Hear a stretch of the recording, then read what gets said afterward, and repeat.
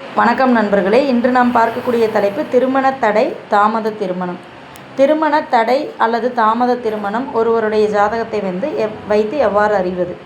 First point, லக்னத்திலிருந்து 7ஆம் இடம் கலத்தர பாவகம். அந்த கலத்தர பாவகமான 7ஆம் இடத்துல பாவ கிரகங்களான சனி, செவ்வாய், ராகு, சூரியன், ஈவன் கேது இதெல்லாம் இருந்தாலே திருமணம் சரியாக அமையாது. ஒன்றா லேட் மேரேஜ் நடக்கும், அல்லது நடந்த கல்யாணத்தில் பிரச்சனைகள் இருக்கலாம். அப்படிங்கிற மாதிரியான அமைப்பு. ரெண்டாவது விஷயம், அந்த 7ஆம் இடத்திற்கு உரியவர், 7ஆம் இடத்து அதிபதி, அவர் பாவத்துவம் அடைந்திருப்பது, அதாவது வக்ரம் பெற்ற நிலையில் இருப்பது, நீச்சம் பெற்ற நிலையில் இருப்பது, வக்ரம் பெற்ற கிரகத்தோடு சேர்ந்திருப்பது, நீச்சம் பெற்ற கிரகத்தோடு சேர்ந்திருப்பது, பகை கிரகங்களோடு சேர்ந்திருப்பது, 6, 8, 12 முதலான பாவக தொடர்பை பெறுவது. ஒன்றா அந்த 6, 8, 12 கிரகங்களோடு சேர்ந்திருக்கிறது, அல்லது 6, 8, 12 போய் மறைஞ்சிருக்கிறது. இது எல்லாமே பார்த்திங்கன்னா திருமணத்தில் பிரச்சனைகளை கொடுக்கும். அடுத்தது 3வது விஷயம் பார்த்திங்கன்னா, 7ஆம் இடத்துல வக்ர கிரகங்கள். சரிங்களா? சனி வக்ரம் பெற்று 7ல் நிற்கிறது, சுக்கிரன் வக்ரம் பெற்று 7ல் நிற்கிறது, அல்லது பிற கிரகங்கள் வக்ர கதியில் குரு வக்ரம் ஆகி 7ல் பொதுவாகவே குரு 7ல் நின்னாலுமே ஒன்றும் மேரேஜ் லைஃப் அவ்வளோ நல்லா அமையாது.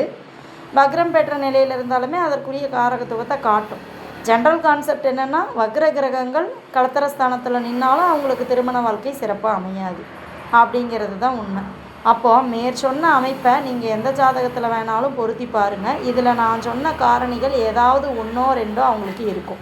இந்த மாதிரி அமைப்பு இருக்கும் பொழுது அவங்களுக்கு மேரேஜ் லேட் ஆகும்.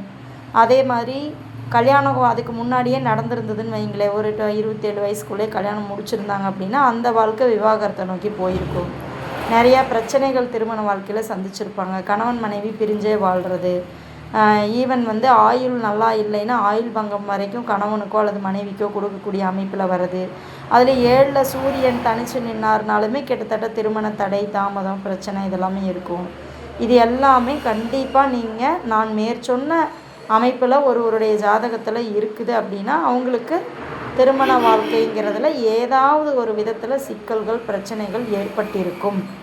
100% ஏற்படும் அப்படிங்கிறது உண்மை. இதில் இந்த 7ஆம் பாவம், 7ஆம் பாவாதிபதி, 7ஆம் இடத்துல இருக்கக்கூடிய கிரகங்களை மட்டும் வச்சு நம்ம சொல்லலாமான்னா 5ஆம் இடத்தையும் நம்ம கணக்கில் எடுத்துக்கணுங்க, 9ஆம் இடத்தையும் நம்ம கணக்கில் எடுத்துக்கணும். ஏன்னா பூர்வ புண்ணியம் நல்லா இருக்கா, பாக்கியஸ்தானம் நல்லா இருக்கா, அதற்குரிய குடுப்பினைகள் அவங்க ஜாதகத்தில் இருக்கா அப்படிங்கிறதையும் நம்ம பார்க்கணும். அப்போது அங்கேயும் அடி வாங்கியிருந்ததுன்னா கண்டிப்பாக பிரச்சனைகள் மிகையாகும். அடுத்தது சந்திரனுடைய நிலை 6, 8, 12 பாவக தொடர்புகளை பெற்றாலும் அவங்களுக்கும் திருமண வாழ்க்கையில் சிக்கல் இருக்கும். அதே சமயம் பார்த்திங்கன்னா சில பேர் என்ன சொல்வீங்க, எனக்கு சந்திரன் 8ல் தான் இருக்குது, நான் நல்லா தான் கல்யாணம் பண்ணி வாழ்கிறேன். ஒரு விஷயத்தை நல்லா புரிஞ்சுக்கோங்க, நம்மளுடைய கமெண்ட்டில் மேக்ஸிமம் எனக்கு தெரிஞ்சு நெகட்டிவ் கமெண்ட் வர்றது கிடையாது. பட் இருந்தாலும் ஒரு சிலர் ஒரு புரிதல் இல்லாமல் 1, 2 பேர் என்ன கேட்குறீங்க அப்படின்னா அந்த கமெண்ட்டில் எனக்கு இப்படி தான் இருக்குது, நீங்கள் சொல்கிற மாதிரி இல்லையா அப்படின்னா எல்லாருக்கும் எல்லாமே பொருந்தாதுங்கிறதையும் புரிஞ்சுக்கணுங்க. புரியுதுங்களா? அதனுடைய பார்வை, பரிவர்த்தனை அமைப்புகள் ஏதாவது இருக்கா, என்ன தசை நடப்பில் இருக்குது, பாதகமாக இருந்தாலும் அது சாதகமாக மாறக்கூடிய சாத்தியக்கூறுகள் ஜாதகத்தில் இருக்கா அப்படிங்கிறதெல்லாம் வச்சுட்டு தான் நம்ம பலன் எடுக்க முடியும். இப்போ நம்ம சொன்னது எல்லாமே பொது பலன்கள் தான் அப்படிங்கிறத புரிஞ்சுக்கணும். ஆக கலத்தர ஸ்தானம் பாதிப்பு, கலத்தர பாவாதிபதி பாதிப்பு, 5ஆம் இடம் 9ஆம் இடம் அடி வாங்கி இருத்தல், 7ஆம் இடம் பாவக தொடர்பை பெறுவது, அதற்குரிய தசைகள் சம்மந்தப்பட்ட மாதிரி வந்துச்சு அப்படின்னா கண்டிப்பாக அவங்களுக்கு இந்த பாதிப்புகள் மிகையாக இருக்கும் என்பதே உண்மை. ஸோ இவ்வளவுதாங்க. நன்றி நண்பர்களே.